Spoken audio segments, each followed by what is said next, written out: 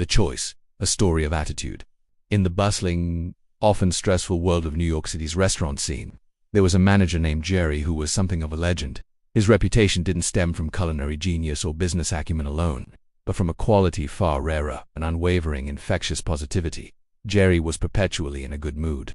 When asked the standard, "Hey, how you doing?" his signature reply was a beaming, "If I were any better, I'd be twinned."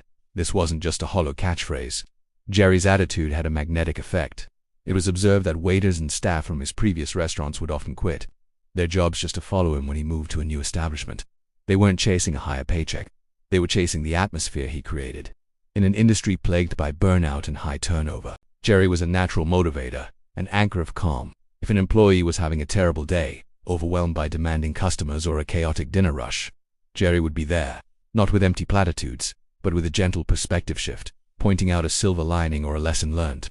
His consistent demeanor sparked intense curiosity in one regular customer, a writer who frequented Jerry's restaurant. One slow afternoon, the writer approached Jerry at the bar. "Jerry, I have to ask," he began. "I don't get it. No one can be a positive person all the time. It's not human. How on earth do you do it?" Jerry smiled, as if he'd been waiting for the question. "It's simpler than you think," he said, leaning forward. "Each morning when I wake up, I have a conversation with myself. I say, Jerry, you have two choices today. You can choose to be in a good mood, or you can choose to be in a bad mood. I always choose to be in a good mood.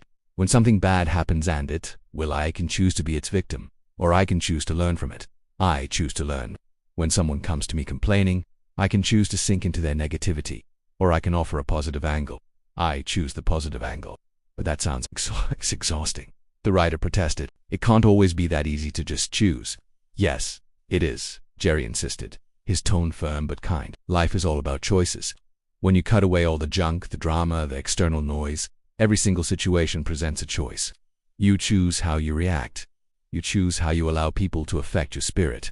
You choose your mood. The bottom line is, you choose how to live your life. It's a decision made fresh every morning." The writer left that conversation profoundly moved, carrying Jerry's philosophy with him like a secret talisman. He lost touch with Jerry over the years, but the lesson lingered. Then, one day, he heard a shocking piece of news. Jerry had been involved in a horrific incident.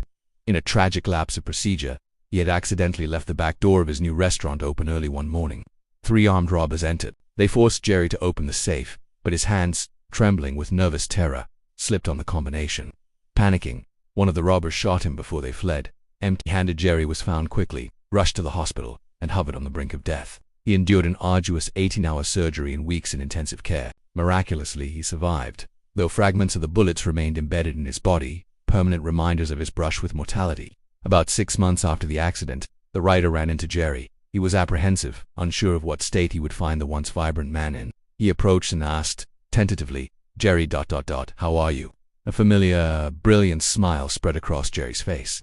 "If I were any better," he chuckled, "I'd be twins. Want to see my scars?"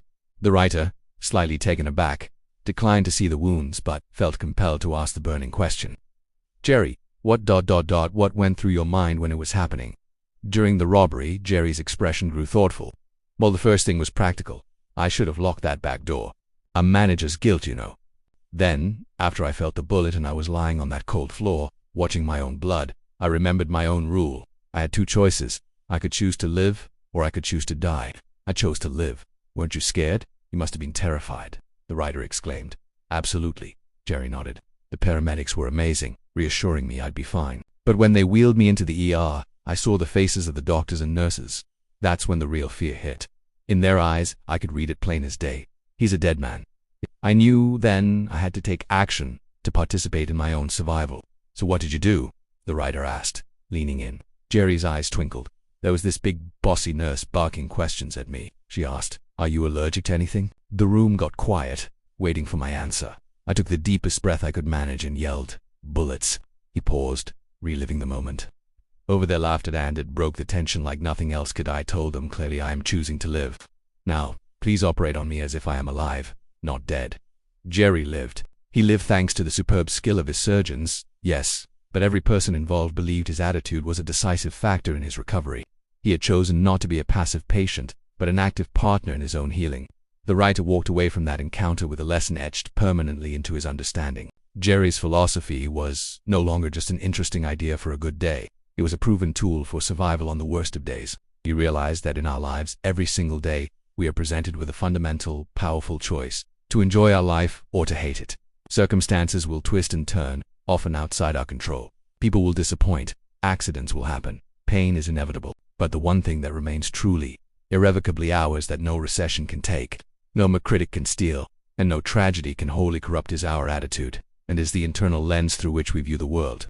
If we can guard that, nurture it, and consciously choose its orientation, then everything else in life, from daily irritations to profound crises, becomes more manageable. We may not control the wind, but we can always adjust our sails. Jerry, the manager who chose to laugh in an emergency room, who chose to see learning in failure, and who chose life from a cold restaurant floor, was the living proof. His story isn't just about positivity. It's about the immense, often untapped power of conscious choice in crafting the story of our own existence.